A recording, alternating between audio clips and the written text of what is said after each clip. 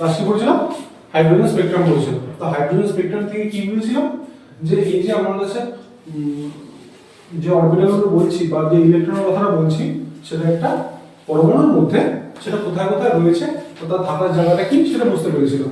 যে কোনো যে আমার কাছে ইলেকট্রনটা রয়েছে একটা ইলেকট্রন একটা পরমাণুর মধ্যে যেখানে খুশি থাকতে পারে না, তাহলে কোথায় থাকে কিছু নির্দিষ্ট কক্ষপথে থাকে। সেই কক্ষপথগুলো নির্দিষ্ট কেন সেটা বুঝেছিলাম হাইড্রোজেন স্পেকট্রাম দিয়ে। কারণ সেখানটা বুঝেছিলাম একটা ইলেকট্রন একটা কক্ষপথ থেকে আরেকটা কক্ষপথে যাচ্ছে, যাওয়ার পরে সেখানটা যে এনার্জিটা গেইন করেছিল সেটা কি যখন আমরা ফিরে চলে আসছে তখন সেটা কি বের করে দিচ্ছে। তাহলে সেই যে এনার্জিটা বের করে দিচ্ছে সেটা আমরা কিসের রেসপেক্টে দেখতে পাচ্ছি, কালারের রেসপেক্টে। তাহলে কালারের ফ্রিকোয়েন্সি দেখে আমরা কি বুঝতে পারবো যে কত দূর গেছিল বা কতটা এনার্জি লেগেছিল। তাহলে সেখান থেকে আমরা কি বুঝতে পেরেছিলাম যে ইলেকট্রনগুলো নির্দিষ্ট কিছু কক্ষপথে রয়েছে। আচ্ছা, তো আজকে কি শুরু করবো? আজকে শুরু করবো হচ্ছে অ্যাটমিক মডেলস। যে আমি শুধু বুঝতে পারলাম যে এই যে ইলেকট্রনটা রয়েছে ইলেকট্রনটা একটা নির্দিষ্ট কক্ষপথে রয়েছে সেটা শুধু বুঝতে পেরেছি, বাকি প্রোটন কোথায় রয়েছে বা নিউট্রন এক্সট্রা রয়েছে সেটা কোথায় রয়েছে সেগুলো কিছু জানি না এখন পর্যন্ত। তাহলে সেই জন্য বিভিন্ন সময় বিভিন্ন বিজ্ঞানী চেষ্টা করেছেন বিভিন্ন ধরনের পরীক্ষা করে যে আমার পুরো যে অ্যাটমটা রয়েছে বা পরমাণুটা রয়েছে তার ভিতরে ইলেকট্রনটা প্রোটনটা কে কোথায় আছে। বোঝা গেছে কথাটা? তো সেইখানে সবচেয়ে গুরুত্বপূর্ণ যে প্রথম এক্সপেরিমেন্টটা ছিল সেটা হচ্ছে কি রাদারফোর্ডের এক্সপেরিমেন্ট। কি experiment? Rutherford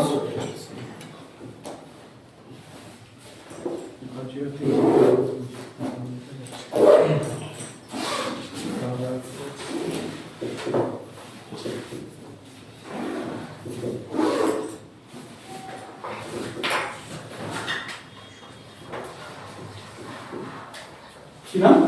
রাদারফোর্ডস scattering experiment. Scattering মানে কি? ছড়িয়ে দেওয়া।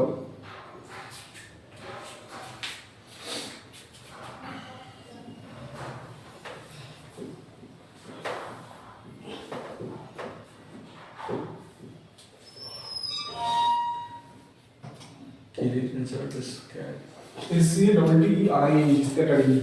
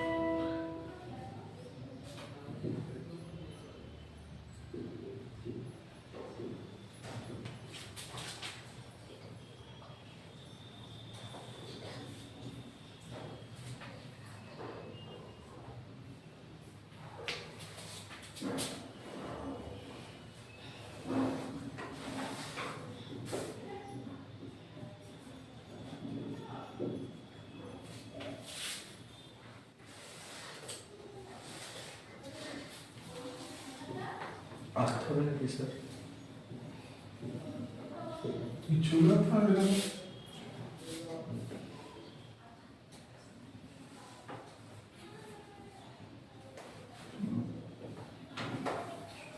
শোয়া একটা পিকচার তুলে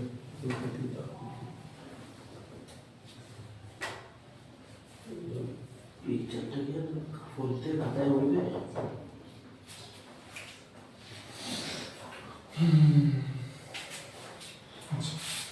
দেখো এটা কি ছিল? রাদারফোর্ডস স্ক্যাটারিং এক্সপেরিমেন্ট। এটা কি হচ্ছে সেটা বুঝি ডিটেলসে বলবো যাতে ভালো করে বুঝতে পারো।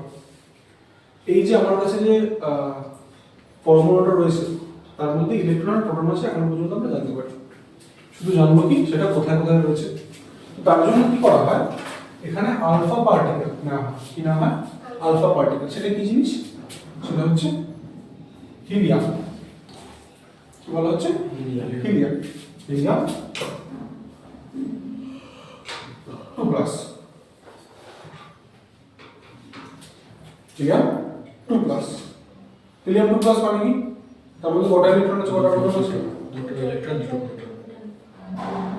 হিলিয়ামের মধ্যে দুটো ইলেকট্রন দুটো প্রোটন। আমি কি হিলিয়াম 2 প্লাস বলেছি না?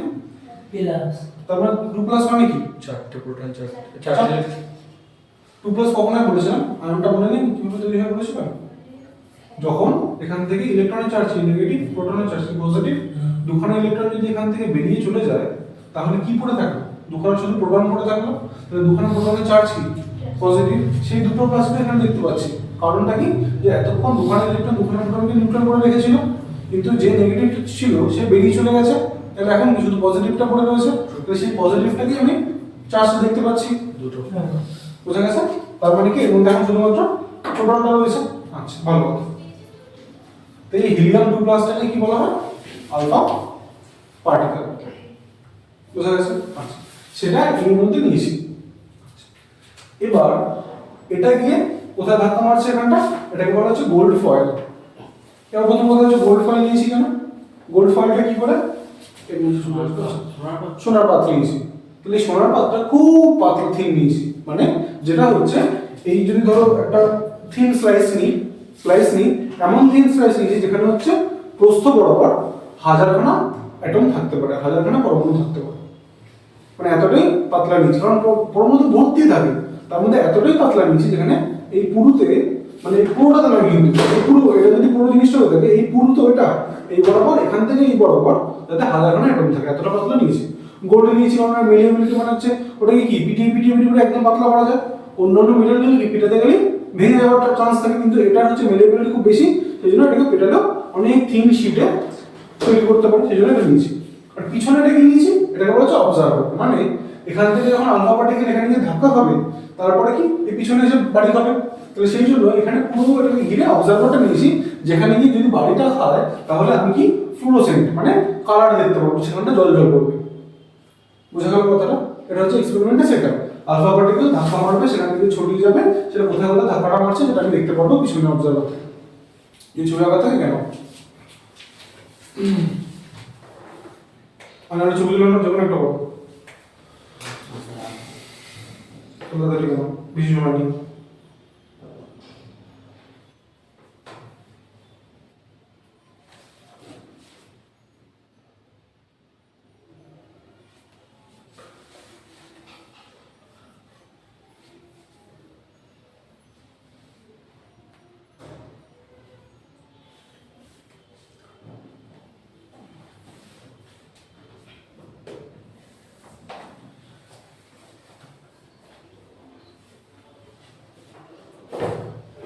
Source of alpha particle is alpha particle.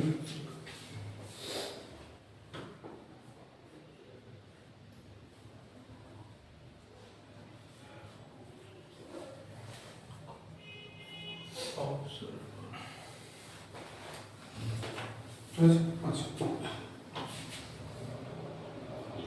বলি, আচ্ছা বলে নিচ্ছি তারপর লেখা আছে। তাহলে এই যে আলফা পার্টিকেলটাকে ধাক্কা মারলো, তাহলে আলফা পার্টিকেলটা আসলে কি? যার মধ্যে দুখানা প্রোটন রয়েছে আর দুখানা নিউট্রন রয়েছে। কারণ হিলিয়ামটা কি হয়? এটা 2 4 হয়। এবার এই 2 মানে কি? দুখানা প্রোটন, এই 4 মানে কি? 4 - 2 দুখানা নিউট্রন। তাহলে এর মধ্যে দুখানা প্রোটন ছিল, দুখানা নিউট্রন ছিল, দুখানা ইলেকট্রনটা আমি বের করে দিয়েছি। তার মানে শুধুমাত্র প্রোটন আর নিউট্রন রয়েছে, মানে পুরোপুরি পজিটিভ চার্জ, কোনো নেগেটিভ কিছু নেই। ভালো। তাহলে এবার আমরা কি জানি? নেগেটিভকে রিপেল করে, পজিটিভকে রিপেল করে, এটুকু আমরা জানি, নাকি না? আর পজিটিভ নেগেটিভকে অ্যাট্রাক্ট করে, নেগেটিভ পজিটিভকে অ্যাট্রাক্ট করে, কিন্তু পজিটিভ হলে রিপেল করবে। তাহলে এখান থেকে আমি বুঝতে কি চাইছি যে আমার যে পুরো যে গোল্ড ফয়েলটা রয়েছে সেখানে যদি আমি একটা পজিটিভ দিয়ে ধাক্কাটা মারি, তাহলে কি যদি পজিটিভ সব জায়গায় থাকতো তাহলে কি সব জায়গা থেকে ওটা ছিটকে সরে যেত, নাকি না? তাহলে কোথায় কোথায় ধাক্কা মারছে সেখান দিয়ে ছিটকে যাচ্ছে, ছড়ে যাচ্ছে, ডিভিয়েট হয়ে যাচ্ছে, তাহলে সেখানটা বলবো সেখানটা নিশ্চয়ই পজিটিভ চার্জ আছে, নাকি না? হ্যাঁ। এবার কি হলো? তাহলে এবার দেখি যে অবজারভেশনটা কি হলো। দেখো এইখানে ফ্লোরোসেন্টটা আমি বেশি মোটা করেছি আর এগুলোকে জাস্ট পয়েন্ট দিয়েছি, নাকি না? তার মানে কি এই জায়গাটা আমার পুরোপুরি যে সমান্তরাল ব্যাচের এই পয়েন্টটা, তাহলে এইখানটা আমার সবচেয়ে বেশি সবচেয়ে বেশি কি এখানটা ধাক্কা খেয়েছে? দেখো যেই বরাবর ও গেছে সেই বরাবর সোজা বেরিয়ে চলে গেছে। এই অবজারভেশনে দেখা যায় যে যদি আমি 100 খানা এখানটা মারি তার রেসপেক্টে প্রায় 95 খানা বা 96 খানা এখান থেকে পার করে চলে গেছে। বুঝা গেছে কথাটা? ধরো আমি এখানটা বললাম, আমি এখানটা তোমার একটা জালি দিলাম, সেই জালিটা কতটা বেশি ঘন না, আমি যখন বললাম চোখ বন্ধ করে এখান থেকে ঢিল ছোড়ো। যদি তুমি 100 খানা ঢিল ছোড়ো তার মধ্যে যদি 95 খানা বেরিয়ে চলে যায় তার মানে কি জালিটা বড় বড় ফাঁকা রয়েছে, মানে জায়গাগুলো কি রয়েছে? ফাঁকা রয়েছে। তাহলে সেরকম ভাবে অ্যাটমের মধ্যে থেকে যখন এখান থেকে এখানে যাচ্ছে 90-95 খানা যদি এক পাশ থেকে আরেক পাশে চলে যায় তার মানে কি অ্যাটমের অধিকাংশ স্থানই ফাঁকা রয়েছে, পরমাণুর অধিকাংশ স্থানই ফাঁকা রয়েছে। এটা বোঝা গেল কি গেল না? আচ্ছা, সেখানে দেখা যায় খুব অল্প পরিমাণে, একদমই অল্প পরিমাণে কি হয়েছে, একটা অ্যাঙ্গেলে ডেভিয়েট করে গেছে। মানে কি এই সোজা যাচ্ছিল, যেতে যেতে এটা হচ্ছে ওর মেন অ্যাঙ্গেলটা, সেখান থেকে এইদিকে বা এইদিকে শিফট করে গেছে। তাহলে শিফট কখন করে? যখন পজিটিভের সাথে ধাক্কা খাচ্ছে। যখন পজিটিভের সাথে ধাক্কা খাচ্ছে তখনই কি ও বেঁকে যাচ্ছে, ওকে বিকর্ষণ করে। তাহলে সেটাও কি হচ্ছে? খুব কম পরিমাণে হয়। তার মানে সেটা যখন খুব কম পরিমাণে হচ্ছে মানে কি আমার পুরো অ্যাটমের কি সব জায়গাতেই পজিটিভ চার্জটা রয়েছে? না, যেখানে সেখানে ছড়িয়ে নিয়ে কোনো অল্প জায়গায় রয়েছে। আর 10,000-এর মধ্যে কত? 10,000-এর মধ্যে মাত্র একটা বা ওরকম কি হচ্ছে, যেই অ্যাঙ্গেলে যাচ্ছে পুরোপুরি সেই অ্যাঙ্গেলে ফিরে চলে আসছে, মানে 180 ডিগ্রি ব্যাকে চলে আসছে। এতগুলোর মধ্যে একটা। তার মানে কি যে পুরোপুরি ব্যাক কখন চলে আসবে? যখন ধরো এইখানে আমার একটা পজিটিভ চার্জ রয়েছে আর এখান থেকেও পজিটিভ চার্জ আসছে, পুরো যদি মুখোমুখি ধাক্কা লাগে তার রেসপেক্টেও ব্যাক চলে আসবে। আর যদি এরকম ভাবে ধাক্কা লাগবে তাহলে কি এরকম ভাবে বেঁকে যেত, এরকম ভাবে ধাক্কা লাগলে ওরকম ভাবে বেঁকে যেত। তার মানে মুখোমুখি ধাক্কার প্রবাবিলিটিটা হচ্ছে এই 10,000-12,000-এর মধ্যে একটা। তার মানে খুব খুব খুব কম। তার মানে এই পজিটিভ চার্জটা পুরো অ্যাটমের মধ্যে একদম ছোট্ট একটুখানি জায়গার মধ্যে রয়েছে। অ্যাটমটা এত বড় অ্যাটমের মধ্যে পজিটিভ চার্জটা বা প্রোটনটা একটা ছোট্ট একটু জায়গার মধ্যে রয়েছে। ঠিক আছে, পরবর্তীকালে সেই ছোট্ট একটু জায়গা যার মধ্যে আমার এই প্রোটনটা থাকে তাকে নাম দেওয়া হয় কি নিউক্লিয়াস। যে এই যে পরমাণুর কথাটা বলছি, এই পুরো যে আমার কাছে অ্যাটমটা রয়েছে তার মধ্যে ছোট্ট একটুখানি জায়গা যেটা সেন্টারে রয়েছে এই পজিটিভ চার্জটা থাকে। এটা হচ্ছে আমার পরমাণুটা আর এটাকে কি বলা হচ্ছে এখন নিউক্লিয়াস। বুঝা গেল? যেটুকু জানার মধ্যে আমার পজিটিভ চার্জটা পুরো আবদ্ধ থাকে।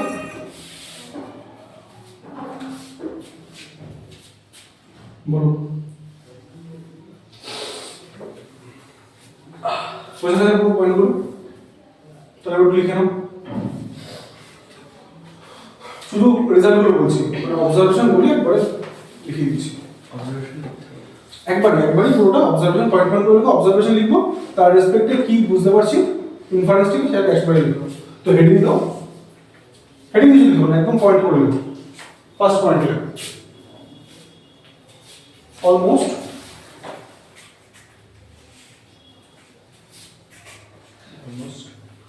all the particles, all the alpha particles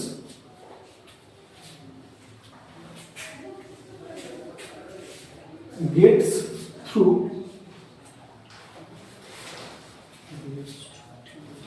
or passed through gold foil through gold foil without any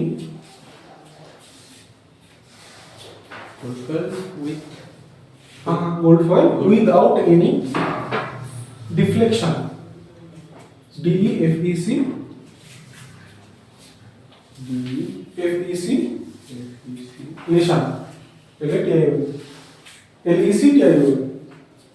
deflection without any deflection. That means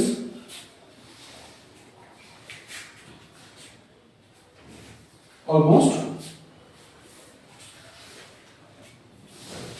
all the spaces or all the space in an atom, space in an atom is vacant. Vacant VACANT। মানে কি বলতে চাইলাম যে alpha পার্টিকেলগুলো যে আমি gold ফয়েলের সাথে ধাক্কাটা মেরেছি তার মধ্যে অলমোস্ট সবকটাই কি হয়ে গেছে উইদাউট এনি ডিফ্লেকশন, মানে না বেঁকে সোজা চলে গেছে। তার মানে কি সোজা কখন চলে যাবে যখন সেখানে কিছু নেই ওকে ধাক্কা দেওয়ার মতো তার মানে কি বললাম দ্যাট মিন্স যে all the spaces in atom মানে একটা অ্যাটমের মধ্যে যে অনেকটা স্পেস রয়েছে অলমোস্ট পুরোটাই কি রয়েছে ফাঁকা রয়েছে সেজন্য কি ওই গ্যাপ থেকে বেরিয়ে চলে গেছে বোঝা গেল কথাটা নেক্সট পয়েন্ট সেটা অবজারভেশন না প্রথমে লিখলাম কি অবজারভেশন যে কি হয়েছে তার রেসপেক্টে সেখান থেকে তাহলে এই অবজারভেশন যদি দেখি তার মানে কি বুঝবো সেটা লেখা রয়েছে দ্যাট মিন্স এর পর থেকে কি ওই ইনফারেন্সটা যে আমরা কি কনক্লুশনে আসলাম আচ্ছা পরের point a very little amount of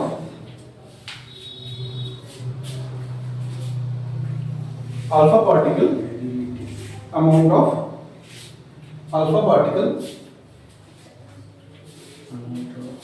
particle gets deflected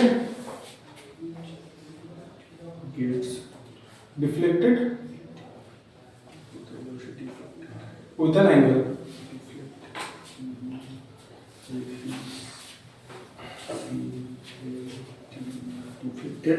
deflected with an angle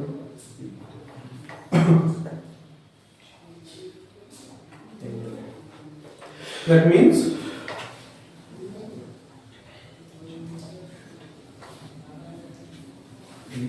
the positive charge in an atom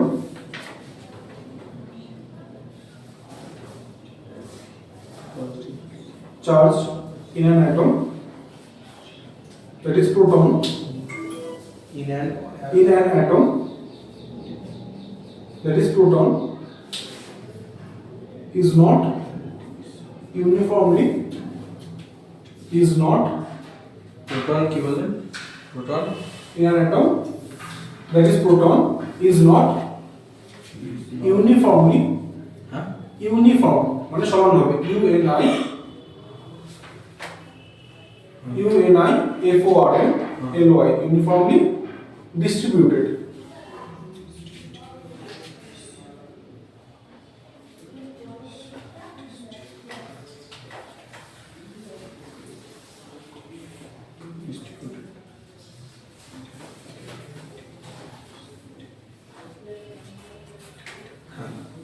তারপর সেটা মানে কি দাঁড়ালো যে খুব অল্প পরিমাণে কি হয়েছে যে ডিফ্লেক্ট হয়েছে একটা অ্যাঙ্গেলে এরকম ভাবে বেঁকে গেছে তার মানে কি যে এটা যদি খুব বেশি পরিমাণে হতো তাহলে বুঝতাম কি যেখানে ধাক্কা মারছে সেখানেই বেঁকে যাচ্ছে মানে কি সেখানে পজিটিভ চার্জ আছে খুব কম জায়গায় ধাক্কা মেরে বেঁকে চলে আসছে মানে কি যে ওই যে পজিটিভ চার্জ আছে যেটা হচ্ছে এখানে ছড়িয়ে রয়েছে সেটা ছড়িয়ে নেই সেটা একটা জায়গার মধ্যে আমার রয়েছে বোঝা গেছে কথাটা আচ্ছা থার্ড পয়েন্ট যেটা থেকে একই জিনিস বুঝবো থার্ড পয়েন্টে কি a very little amount of or very less amount of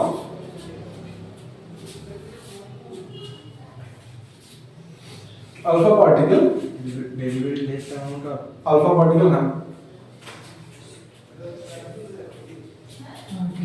alpha particle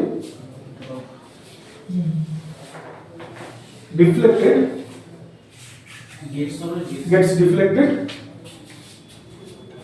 with an angle of 180 degree deflected with an angle of 180 degree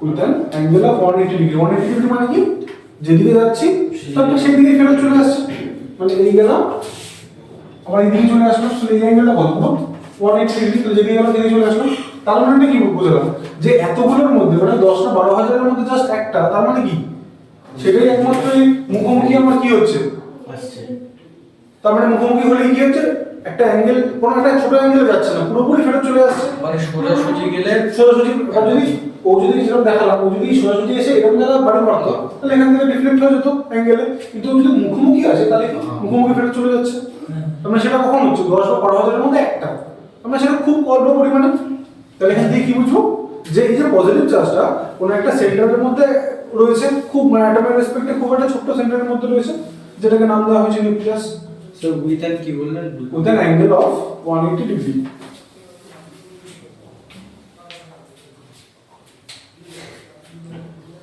with an angle of 180 with an angle of 180 degree. That means with respect to an atom, that means with respect to an atom, the positive charge is to an atom, the positive charge is located atom, the positive charge is located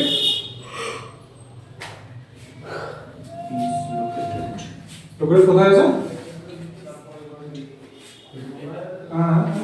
বলো তো মিলিটা মিলিটা মানে হচ্ছে কি in a very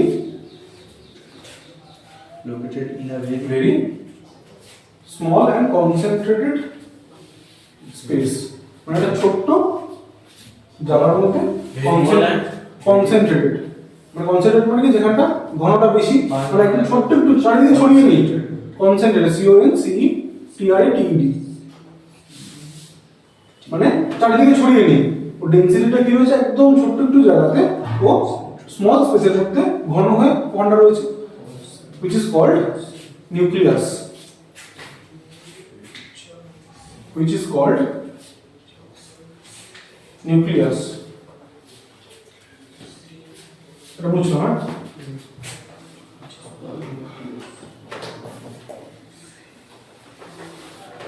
আচ্ছা, এবার যদি আমরা তুলনা করি যে নিউক্লিয়াসটা কতটা বড় আর কতটা ছোট,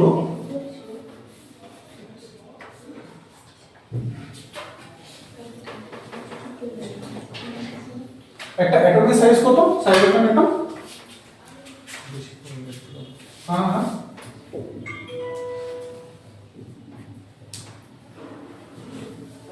কত হয়? 10 টু দি পাওয়ার -12 মিটার, তাই তো? আচ্ছা, এবার যদি বলি সাইজ অফ অ্যান নিউক্লিয়াস, সেটা কত? 10 টু দি পাওয়ার -15 মিটার। তার মানে এর থেকে কতটা বড়? -3 মানে -3 মানে 1000 টাইমস ছোট এটার থেকে। এটা মাইনাসে যত বাড়বে তত মানে কি আরো জিনিসটা ছোট। জানো তো জিনিসটা বুঝো তো? রেসিপ্রোকালটা 10 টু দি পাওয়ার -12 মানে যতটা বড়, আমি যদি বলতাম 10 to the power 12 R 10 to the পাওয়ার 15, তাহলে কি এই 10 টু দি পাওয়ার 12 টা বড়, কারণ পজিটিভ রয়েছে তার রেসপেক্টে এটা 1000 টাইমস বড়। আর এখানে কি মাইনাস মাইনাস রয়েছে না, তাহলে পয়েন্টগুলো তো আরো সরবে বাদিকে, ডান দিকে, তার রেসপেক্টে কি হবে? মানে হচ্ছে 0.01 আর 0.001, এটা যদি বলি এটা কত? 1 2 10 টু দি পাওয়ার -2, এটা কত? 1 2 3 10 টু দি পাওয়ার -3, তাহলে -3 ছোট না? 0.001 0.1 টা, তার রেসপেক্টে 12 থেকে 15টা ছোট কত গুণ? 10 টু দি পাওয়ার 3 টাইমস, মানে 12 থেকে 15টা হচ্ছে 10 টু দি পাওয়ার 3 টাইমস, মানে 1000 টাইমস বড়, আর মাইনাস বড় থেকে -15টা 1000 টাইমস ছোট। বোঝা গেল কথাটা? তাহলে এটা যদি একদম মানে তুই ইমেজিন করা যে ধরো একটা ফুটবলের মাঠ রয়েছে, পুরো যে স্টেডিয়াম বা মাঠটা সেটা হচ্ছে আমার অ্যাটম, আর সেখানে যে ফুটবলটা সেটা হচ্ছে নিউক্লিয়াস, মানে ওটা অতটা রেসপেক্টে ওইটুকু, তাহলে বাকি পুরো জায়গাটা আমাদের কি অলমোস্ট ফাঁকা রয়েছে, যেখানে পজিটিভ চার্জ নেই। বোঝা গেছে কথাটা? এবার তাহলে কি এই যে মডেলটা রয়েছে এটাই কি আমরা এখন ইউজ করি? না, এ তো শুধু বুঝতে পারলাম কে কোথায় থাকে, কিন্তু এই এক্সপেরিমেন্ট থেকে আমরা রাদারফোর্ড এটা এক্সপ্লেন করতে পারেনি যে এই একটা ইলেকট্রন রয়েছে একটা প্রোটন রয়েছে, তারা কিভাবে স্টেবল রয়েছে। ও কি বলেছিল? এই যে ইলেকট্রন প্রোটনটা রয়েছে তার চারপাশে অরবিটাল থাকে যেখানে আমার ইলেকট্রনগুলো ঘোরাফেরা করছে। এবার ভাবো এটা একটা নেগেটিভ চার্জ, তাহলে একটা নেগেটিভ চার্জ যখন একটা কক্ষপথে এরকম ভাবে ঘুরতে থাকে তখন সেখানে অ্যাক্সিলারেশন হওয়াটা স্বাভাবিক, সেখানে অ্যাক্সিলারেশন হবে। তাহলে অ্যাক্সিলারেশন হতে হতে হতে হতে তো ওর কি এনার্জি ছাড়তে থাকবে, স্পিড বাড়তে বাড়তে এনার্জি ছাড়তে থাকবে, এনার্জি লস হতে হতে কি হবে? এরকম হবে এর উপর আছড়ে পড়বে না? যত এনার্জি কম তত নিউক্লিয়াসের কাছে করতে করতে নেগেটিভ আর পজিটিভটা আছড়ে পড়লে কি হবে? নিউক্লিয়াসই থাকবে না, পজিটিভ নেগেটিভ নিউট্রাল হয়ে গিয়ে নিউক্লিয়াস এরকম থাকবে না। তাহলে সেই জিনিসটা কি হচ্ছে না? তাহলে এরকম যদি হতো তাহলে তো অ্যাটমের অস্তিত্ব থাকতো না, চারপাশে যেমন সব কিছু দেখি সবই তো অ্যাটম, তাহলে এটা থাকতো না, তার মানে নিশ্চয়ই এরকম হচ্ছে না। তাহলে এরপরে একজন সায়েন্টিস্ট আসে যার নাম হচ্ছে বোর, বোরস অ্যাটমিক মডেল।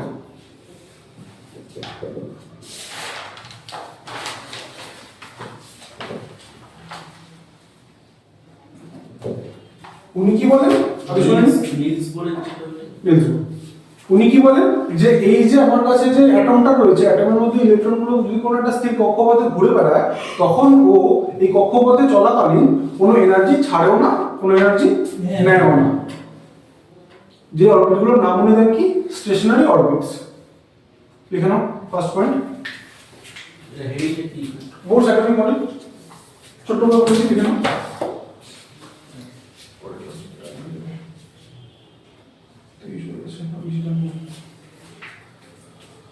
পরদিন দিয়ে টাইম নিয়ে আসবে ট্রেনগুলো এত লেট করে আরেকটা তো বেরোবে স্যার, ট্রেন time মা বাড়ি দিয়ে আসছি কটা বেরিয়েছো 8:30টায় বেরিয়েছি বাড়ি কোথায় বাড়ি ছাড়া মা বাড়ি দিয়ে এরকম ঘুরলে চলবে না। পড়াশোনা কিন্তু ঘুরলে চলবে কখন করতে হবে 8:30টায় বেরিয়েছি 8:30টায় বেরিয়ে কলেজ চলে যাই 11টা কলেজ 10:30 সময় পৌঁছে যাই এত ট্রেন লেট আছে তাহলে ক্যান্সেল সাইকেল করে ট্রেনটা রেডি হয় তুমি কটা বেরিয়েছো না চলো 7টা করে চলো চলো যে এখানে আবার আছে ক্লাসে ক্লাস টাইম করব আপনি পড়ালে আর এই কিছু মারতে পারে আচ্ছা না চলো আসলে আসতে বলছে ভাই দুটোর সময় পড়া আছে আমি কখন বললাম চুপ চুপ চুপ টাইম নিয়ে রাখো বোর্ড সাইকেল মডেল তাহলে কি বলছে বোর্ড ফার্স্ট পয়েন্ট লেখো বলেন while while WHIL while revolving REVOLVING revolving around a nucleus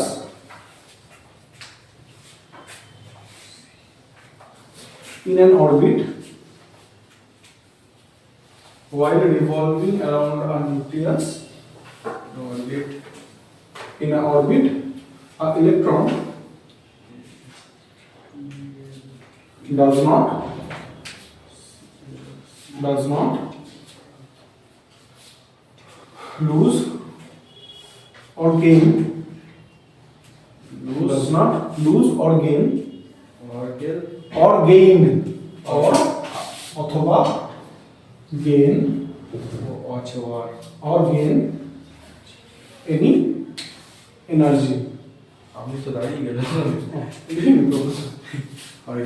or gain any energy. These orbits are called stationary orbits. These orbits are called stationary orbits. Stationary orbits.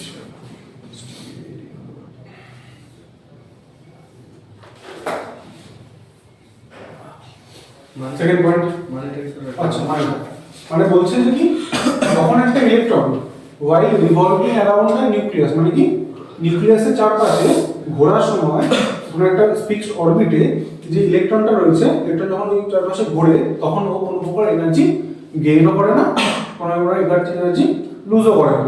তাহলে এই যে অরবিটগুলো রয়েছে এই অরবিটগুলোকে কি বলা হয় stationary orbits. Second point if energy is provided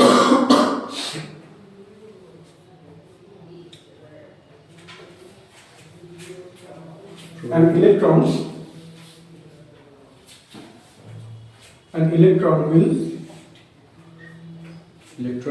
will gain a specific amount of or like a fixed amount of যেটা খুশি specific specific amount of energy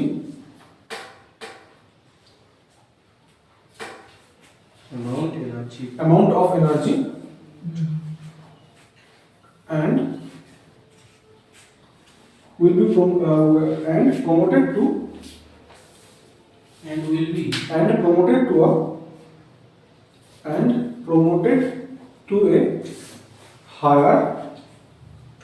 promoted to a higher energized orbital Energize. Energised ENERGISED energised orbital মানেটা কি বলছি এই রয়েছে proton এই রয়েছে ধরো একটা ইলেকট্রনের অরবিটাল বোঝাচ্ছিলাম এই রয়েছে তাহলে ও কি বললাম যখন এই ইলেকট্রনটা এই চারপাশে ঘুরবে তখন কোনো প্রকার এনার্জি ছাড়বে না নেবে না কিন্তু ওকে যদি এনার্জি প্রোভাইড করা হয় বাইরে থেকে তাহলে ও সেই এনার্জিটা গেইন করবে কিন্তু যে কোনো অ্যামাউন্টের এনার্জি ও গেইন করবে না কারণ আমি বললাম এই অরবিটগুলো কি স্টেশনারি আর ফিক্সড আর কিছু ডেফিনেট ভ্যালু রয়েছে তাহলে এই ইলেকট্রনটা এখান থেকে এখানে যেতে বা এখান থেকে এখানে যেতে বা এখান থেকে এখানে যেতে যে অ্যামাউন্ট অফ এনার্জি লাগবে ও ততটাই এনার্জি কি করবে নেবে তার থেকে বেশিও নেবে না তার থেকে কমও নেবে না তাহলে এখান থেকে এখানে এনার্জি গ্যাপটা কি ধরো এটা রয়েছে আমার কি E1 এই অরবিটালের এনার্জিটা হচ্ছে E1 আর এই অরবিটালের এনার্জিটা ধরে নিলাম 1 2 3 4 E4 ঠিক আছে এইখানের এনার্জিটাকে কিভাবে দেখবো এটাকে দেখবো যে H nu1 আর এটাকে বলবো কি H nu2 তাহলে H আর nu টা কি জিনিস Hটাকে বলা হচ্ছে আগের দিন পড়েছিলাম না এরকম ধরনের কিছু কনস্ট্যান্ট আছে প্ল্যাঙ্ক কনস্ট্যান্ট ভেরি গুড এটাকে কি বলা হচ্ছে প্ল্যাঙ্কস কনস্ট্যান্ট যার একটা ডেফিনিট ভ্যালু রয়েছে আর নিউটা কি এইখানে যে ইলেকট্রনটা ঘুরছে সেই ইলেকট্রনটা ওয়েভের মতো বিহেভ করে মানে কি ওই যে আলোর মতো ওয়েভ যেরকম রয়েছে তাহলে ওই ওয়েভের এটাকে কি বলা হয় ফ্রিকোয়েন্সি বলেছিলাম তাহলে এটা হচ্ছে ওর ফ্রিকোয়েন্সি তাহলে h nu করলে কি পুরো এনার্জিটা পাবো আর এখানে h nu করলে h nu 4 হবে না তাহলে কি পাবো এখানে এনার্জিটা পাবো তাহলে এখানে এনার্জিটা তো বেশি যত দূরে যাবে এনার্জি বাড়বে তাহলে ডেল্টা E মানে টোটাল কতটা পরিমাণে এনার্জি ও নিজে কি করে বার করব এটা মাইনাস এটা বেশি এনার্জিটা মাইনাস কম এনার্জিটা তাহলে এটা হয়ে যাবে E4 মাইনাস E1 তাহলে H nu 2 H nu 4 minus H nu 1 H টা কমন নিয়ে নিলাম তাহলে nu 4 মাইনাস nu 1 তাহলে এটা কি হয়ে যাবে এখান থেকে এখানে এনার্জিটা বোঝাচ্ছি পুরোটাই তো স্যার কমন না হবে নিউ কমন নিয়ে নেবো 1 আর কমন নিয়ে নেবো না ওটা তো আলাদা আলাদা এইখানে যে ইলেকট্রনটা রয়েছে সেই ইলেকট্রনের এনার্জি কতটা E1 এখানেরটা হচ্ছে E4 তো ও যদি এখান থেকে এখানে যায় তাহলে যতটা এনার্জি লাগবে ও ঠিক ততটাই নেবে সেই এনার্জিটা কতটা এই E1 এ থাকলে হচ্ছে H nu1 E4 এ থাকলে হচ্ছে H nu4 H তো সবসময় কনস্ট্যান্ট থাকবে নিউটা কি এইখানে ইলেকট্রনটা যখন ঘুরবে তখন সেইখানে ঘোরা অবস্থাতে ওর যে ওয়েভ রয়েছে সেই ওয়েভের ফ্রিকোয়েন্সি কতটা তরঙ্গ তরঙ্গ তরঙ্গ ফ্রিকোয়েন্সি কম্পাঙ্ক আচ্ছা কম্পাঙ্ক কম্পাঙ্ক তাহলে যত বেশি এনার্জি তত কম্পাঙ্ক বেশি এই যে কম্পাঙ্কটা এইভাবে দেয় এই যে হ্যাঁ হ্যাঁ হ্যাঁ বুঝতে পেরেছি এটা হচ্ছে তরঙ্গ দৈর্ঘ্য এটা ইন সার্কিট হ্যাঁ হ্যাঁ আচ্ছা ঠিক আছে ডিসি সার্কিট কেন এটা ওখানে যায় কেন মানে 50 হার্জ ফ্রিকোয়েন্সি উপর নিচ কেন এটা কি ধরনের curve sine curve sine curve positive negative sine curve না বুঝো পড়া হবে ডিটেইলস আচ্ছা তাহলে কি বললাম তাহলে এখানে আর এখানে রয়েছে তাহলে এটা মাইনাস এটা বেশি এনার্জি মাইনাস কম এনার্জি তাহলে এই যখন বেশি এনার্জি মাইনাস কম এনার্জি হবে তখন আমার কি হয়ে যাবে যে E4 minus E1 H nu4 minus H nu1 তাহলে এখানে H কমন নিলাম E4 মাইনাস nu1 তাহলে এই জিনিসটা হবে তাহলে এই জিনিসটা একটু ওখানে লিখে রাখো মানে এই ক্যালকুলেশনটা বা এই ছবিটাকে ছোট্ট করে ছবিটাকে ক্যালকুলেশন লিখে রাখো আর একটা পয়েন্ট ছেড়ে দিতে হবে পয়েন্টটা করে নেন তারপরে পয়েন্টে এই পয়েন্ট ওই যে বললাম যে কিছু ডেফিনিট অ্যামাউন্ট অফ এনার্জি নেবে আচ্ছা পয়েন্ট এক্সপ্লেইন করব তাহলে এখানটা কি বললাম যে এই যে বললাম যে একটা ইলেকট্রন যখন ঘুরবে কোন এনার্জি ছাড়বে না নেবে না কিন্তু ওকে যদি ডেফিনিট এনার্জি দেওয়া হয় ও কিছু স্পেসিফিক অ্যামাউন্ট অফ এনার্জি নেবে মানে এখান থেকে এখানে যাওয়ার জন্য এখান থেকে এখানে যাওয়ার জন্য এখান থেকে এখানে যাওয়ার জন্য তাহলে সেই ডেফিনিট এনার্জিটাই ও নিয়ে ওই হায়ার অরবিটালে চলে যাবে ও যদি বেশি এনার্জি নিয়ে নেয় এখানে চলে আসবে আর একটু যদি কম নেয় এখানে আর একটু যদি কম নেয় এখানে এনার্জি যদি না নেয় তাহলে এখানে ঘুরবে তাহলে কত এনার্জি নেবে সেই এনার্জি গ্যাপটা হচ্ছে এটা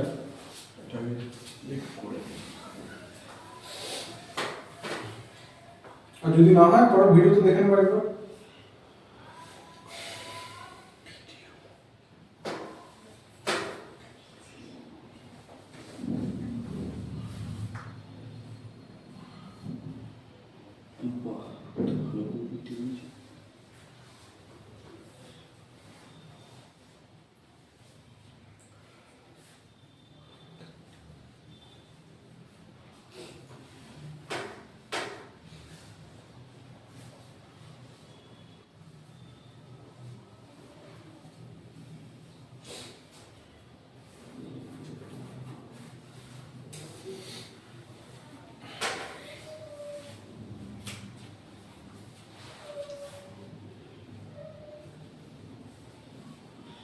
আচ্ছা এই জিনিসটা আগের দিনে বলেছিলাম তো হাইড্রোজেন স্পেকট্রামে, যে ওইখান থেকে যখন এখানে যাবে সারাদিন মধ্যে এখানে থাকবে না, আবার ফেরত চলে আসবে।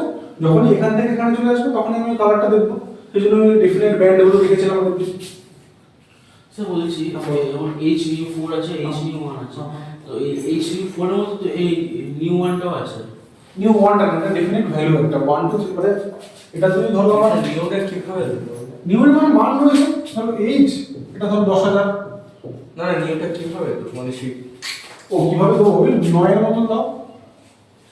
আচ্ছা এই যে ধরো নিউ ওয়ানটা থেকে নিউ টুটা বড়, থেকে নিউ থ্রিটা বড়, থেকে নিউ ফোরটা সবচেয়ে বড়, তার মানে এর মধ্যে নেই। ধরো একটা ভ্যালু বলছে এটা 10, এটা 20, এটা 30, এটা 40, এদের মধ্যে গ্যাপটা কত? 30। তাহলে সেই গ্যাপটার কথা বলছি, এর মধ্যেই আছে। অবভিয়াসলি এটা বড় ভ্যালুগুলো তো ক্রস করে ওই দিকে গেছে, সেটার কথা বলা হচ্ছে। মানে নিউ ওয়ান আর নিউ টু এর মধ্যে কোনো সম্পর্ক নেই। মানে আমি নিউ নিউ লিখেছি বলে সেম সেম লাগছে, যে হয়তো 1 2 3 4 করে ওর মধ্যে ওটা আছে, নিউ ওয়ানটা বাদ দিয়ে দেবো ওরকম ভাবে, ডেফিনেট ভ্যালুটা বাদ দিয়ে দেবো। স্টার নিউ ওয়ানটা কমন কমন 3 1। হ্যাঁ তা সেরকম ভাবে বলতে পারবো কথা।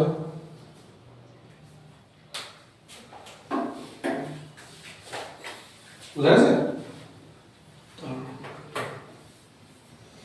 তাহলে বোর্ড থেকে কি বুঝলাম, যে বোর্ড থেকে একটা ভালো জিনিস পাওয়া গেল, যেটা হচ্ছে আগে রাদারফোর্ড থেকে পাইনি। ও স্টেবিলিটির কথাটা বললো, যে যখন ও এনার্জি গেইন করবে তখন হায়ার অরবিটে চলে যাবে, বা যখন ছেড়ে দেবে নিচে চলে আসবে। যখন একটা স্পেসিফিক অরবিটের মধ্যে ঘুরবে ও তখন এনার্জি ছাড়বে বা নেবে না, তাই না? ও তখন স্টেবল থাকবে। তাহলে কি পেলাম, এই বোরের অ্যাটমিক মডেল থেকে সবচেয়ে ভালো জিনিস কি পেয়েছিলাম, যে এটা আমাদের স্টেবিলিটি অফ অ্যান অ্যাটম সেটাকে এক্সপ্লেন করছে।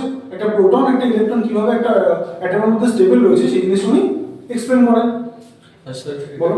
এই এটা যখন ফিরে যাবে ইলেকট্রন, ফিরে চলে আসবে, তখন যে পরিমাণ এনার্জি নিয়েছিল ওটা ছেড়ে দেবে আবার। ওটার কোনো অঙ্ক নেই? ওটা কোনো ওইটাই তো সেম জিনিসটাই তো। এটা ধরো তুমি এখান থেকে এখানে গেলে এতটা এনার্জি নিলে, তো কত এনার্জি নিলে সেটা তো বোঝা যায় না, একদিন বললাম না। ও যখন আলটিমেটলি ফিরে এখান থেকে এখানে চলে আসে তখনই বুঝতে পারবো সেই জিনিসটাই এখানটা। এখান থেকে ওখানে যেতে যা এনার্জি লাগবে ফিরতে ততটাই লাগবে, তো সেই গ্যাপটাই হচ্ছে এটা। এই যে এনার্জিটা ছাড়ে এই অনুযায়ী কি কালারটা ছাড়ে, ওই জন্য একদিন ব্যান্ডে দেখেছিলাম। তাহলে আর বলেছিলাম যতবারই আমি এক্সপেরিমেন্টটা করি ব্যান্ডটা সেম থাকে, আর মাঝখানে কালো গ্যাপ থাকে, মানে এর মাঝে কিছু নেই, এর মাঝে কিছু নেই, এর মাঝে কিছু নেই।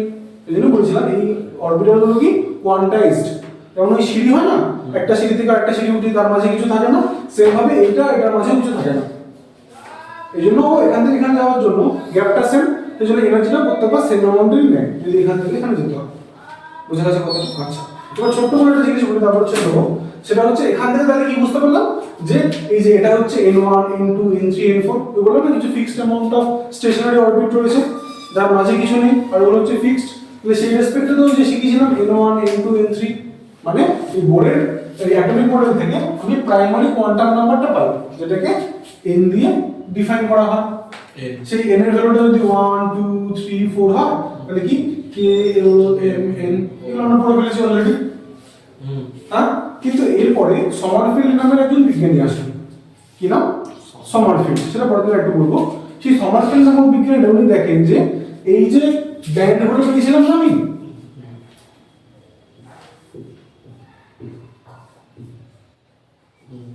এই ব্যান্ডগুলো পেয়েছিলাম, এগুলো কি একটা সিঙ্গেল ভালো করে মন দিয়ে শুনবে, সিঙ্গেল ব্যান্ড ভেবেছিলাম যে এটা হচ্ছে একটা ব্যান্ড, মানে এখান থেকে এখানে যাওয়ার জন্য যে এনার্জিটা সেই এনার্জি গ্যাপটা হচ্ছে এটা, এখান থেকে এখানে যাওয়ার জন্য যে এনার্জি গ্যাপটা সেটা হচ্ছে এটা, মাঝখানে কিছু নেই। হ্যাঁ, আর এখান থেকে এখানে যাওয়ার জন্য যে গ্যাপটা সেটা হচ্ছে এটা। এবার কথাটা হচ্ছে কি, যে এই যে যেগুলোকে আমি একটা গোটা ব্যান্ড ভাবছিলাম সেটা কি দিয়ে দেখেছি? মাইক্রোস্কোপ থেকে দেখেছি। এবার যখন আরো হাই রেজলিউশন মানে আরো ভালো করে জুম করা যায় সোজা কথা মাইক্রোস্কোপ পেলাম, তখন দেখলাম যে এটা না হয় একটাই ব্যান্ড ছিল, এগুলো না একটা করে ব্যান্ড হবে, এটা হচ্ছে দু তিনটে ব্যান্ডের সাথে একসাথে কাছাকাছি রয়েছে বলে সেটা মনে হচ্ছিল একটা ব্যান্ড। মানে ধরো এই লাইনগুলো যদি আমি খুব ক্লোজে আঁকি আর খুব দূর থেকে দেখি তাহলে মনে হবে না এটা একটা গোটা জিনিস। সেম ভাবে আর কাছে যদি চলে আসি বুঝবুঝেটা অনেকগুলো লাইন হয়। তার মানে কি, যেটাকে আমি ভাবছিলাম যে ও এখান থেকে এইখানে যাচ্ছে একটাই জায়গা রয়েছে, সেটা আসলে নয়, এখানে ক্লোজে আরো দু তিনটে জায়গা রয়েছে, হ্যাঁ কি না? লেভেলটা একটাই কিন্তু ওই মানে ধরো এই একটা ফ্লোর থেকে আরেকটা ফ্লোরে উঠলাম, ভেবেছিলাম যে ওখানটা পুরোটা ফাঁকা, একটাই ঘর রয়েছে, কিন্তু দেখলাম ওখানেও আবার দু তিনটে ছোট ছোট ঘর রয়েছে, তাই নয় কি? কথাটা বোঝা গেল কথাটা? তাহলে তখন দেখা যায় যে এটাকে যে কি ভাবছিলাম একটা লেভেল রয়েছে, সেটা কি ছিল, একটাই লেভেল রয়েছে, কিন্তু এটা না ভাগ হয়ে গেছে দুটো জায়গাতে, এমটা তিনটে জায়গায় ভাগ হয়ে গেছে, এরকম ভাবে ভাগ ভাগ ভাগ ভাগ হয়ে গেছে। বোঝা গেছে কথাটা নাকি না? শিওর একদম? আচ্ছা, তাহলে কি করে হয় শুধু এই জিনিসটা একটু বলবি, মানে কি হয় ভ্যালুগুলো। তাহলে এইখানে নাম্বারগুলো কিরকম ভাবে দিয়েছিলাম 1 2 3 4 করে, এটা কার নাম্বার ছিল? প্রিন্সিপাল কোয়ান্টাম নাম্বার বা n এর নাম্বার ছিল। তাহলে এই সমারফিল্ডের থেকে আসে একটা নাম্বার কি n, এর ভ্যালু কি হয়? এর ভ্যালু হয় 0 থেকে n মাইনাস 1, 0 থেকে n মাইনাস 1। ধরো আমার একটা ভ্যালু রয়েছে 5, তাহলে এর রেসপেক্টে l এর ভ্যালু কি হবে? 0 হবে, 1 হবে, 2 হবে, 3 হবে, 4 হবে, এতগুলো ভ্যালু পাবো। বোঝা গেছে কথাটা? তার মানে এখানে যদি দেখি তাহলে এর রেসপেক্টে কটা ভ্যালু হবে? একটাই ভ্যালু হবে, 0 আর 1 তো হবে না, n - 1 অবধি। আচ্ছা, এটা ব্র্যাকেটে n - 1 লিখে দিলাম। এর জন্য কটা ভ্যালু হবে? এর জন্য 0 হবে, আবার কি হবে? 1 ও হবে। এর জন্য কি কি ভ্যালু হবে? 0 হবে, 1 হবে, 2 হবে, 0 হবে, 1 হবে, 2 হবে, 3 হবে। বোঝা গেছে? এখানে 1 2 3 4 একটা নাম ছিল না ছোট ছোট করে, 1 কে k বলতাম, 2 কে l বলতাম, 3 কে n বলতাম, 4 কে n বলতাম, এখানে একটা ছোট ছোট নাম দিয়েছি। এরকম নাম দিয়েছে, একবারে লিখে দিই 0 1 2 3। এটাকে কি বলা হয়? s, এটাকে বলা হয় p, এটাকে d, এটাকে f। ঠিক আছে, এবারে দেখিয়ে দিই কিভাবে লিখতে হয়। ধরো আমার কাছে অর্ডিনালি পড়ে দিলে বলবো, কোনো চিন্তা নেই। এখানটা k এর মধ্যে ছিল, তাহলে এটা কি ফার্স্ট আগে এটা লিখতে হবে। এটা তো 1 0 না, তাহলে 1 0 টাকে কি বলবো? 1টা 1ই থাকবে, 0টাকে কি বলি? s। এটা হয়ে গেল। এরপরে কি হবে? এটা 2, 2 এর সাথে একবার 0, 2 এর সাথে একবার 1, তাহলে 2 এর সাথে একবার s হবে, আবার 2 এর সাথে একবার p ও হবে। 3 এর সাথে একবার 0, 3 এর সাথে 1, 3 এর সাথে 2, মানে কি 3s 3p আর 3d। মানে আসলে যদি ভেবে দেখি, শুরু করেছিলাম একতলা থেকে, একতলাটা পুরোটা ফাঁকা, গোটাটাই একটা রুম রয়েছে পুরো ফ্লোরটা। দোতলায় যখন উঠলাম ভেবেছিলাম পুরোটা ফাঁকা হবে, মানে এটা এরকম শুধু একটা হবে, একটা গোটা ঘর হবে, সেখানে না, সেখানে দেখলাম যে দুখানা ফ্ল্যাট রয়েছে আলাদা আলাদা। তিনতলায় যখন উঠলাম তখন কি দেখলাম? সেটা হচ্ছে তিনটে রয়েছে, একটা দুটো তিনটে। বোঝা গেছে কথাটা? মানে ইলেকট্রন যতগুলো ছিল ততগুলো থাকবে, মানে ধরো এই ঘরে বললাম যে দুজন থাকতে পারবে, দুজনই রয়েছে। ওপর তলায় কতজন ছিল? এইখানে কতজন ছিল মনে আছে? 8 জন বলেছিলাম না, 2n²। তাহলে কতজন? 8 জন। তাহলে এখন ওখানে 8 জনই আছে, শুধুমাত্র 8 জন গোটা জায়গাটা জুড়ে নেই, কিছুটা এখানে ভাগ হয়ে গেছে, কিছুটা এই ঘরে ভাগ হয়ে গেছে, ভাগ হয়ে গেছে। এসে সবসময় দুজনই থাকবে, আর পিতে থাকবে ম্যাক্সিমাম 6 জন। তাহলে দেখো 8ই হলো জিনিসটা। এবার এখানেও কি পরেরটা কত ছিল? 2 8, 8 ছিল 3n², মানে কি 2n², 2 * 3² মানে কি 9 × 18। তাহলে এখানে দুটোই থাকবে, দুটোই আছে, এখানে 6টা থাকবে, 6টাই আছে, আর বাকি 10টা এখানে থাকবে। তাহলে টোটাল কত হলো? 18টাই হলো। এখানে 18 8টাই, এখানে দুটোই হলো। বোঝা গেল কথাটা? শুধুমাত্র যেখানে যতগুলো ইলেকট্রন ছিল ততগুলোই আছে, শুধু একটু ভাগ ভাগ করে নতুন নতুন টাইপের ঘর বানিয়ে দিয়েছি। এটা একটু বড় ঘর ডিটা, মানে যত নিচের দিকে যাবে ঘরটা বড় বড় হয়ে যাবে। বোঝা গেছে? এখান থেকে ওই এস পি ডি এফ জিনিসগুলো আসে। 10টা স্যার 10টা কোথা থেকে আসলো? আমার কাছে টোটাল 18টা ইলেকট্রন ছিল না, ছিল 18টা ছিল। 18টা ইলেকট্রন ছিল। তো এস এর ক্যাপাসিটি হচ্ছে ম্যাক্সিমাম 2 নিতে পারে, পি এর ক্যাপাসিটি হচ্ছে ম্যাক্সিমাম 6টা নিতে পারে, এটা হচ্ছে ক্যাপাসিটি। আচ্ছা, এটা হচ্ছে ক্যাপাসিটি। কত? ওর 2, ওর 6, ওর 10, আর ওর 14। এবার ঠিক আছে, বুঝতে পারছি। অবশ্যই। এবার 18টা ইলেকট্রন ভর্তি করতে দিয়েছি, কোথা থেকে শুরু হবে? যার এনার্জি কম ছোট থেকে শুরু হবে। 2টা দিয়ে দিলাম, এখানে দিয়ে দিলাম 6টা, তারপর 10টা বাকি 10টা দিয়ে দিলাম এখানে। ঠিক আছে? এবার যদি আমাকে কেউ বলে যে 20খানা ইলেকট্রন ফিল আপ করে দেখাও, এর আগে কি লিখতাম?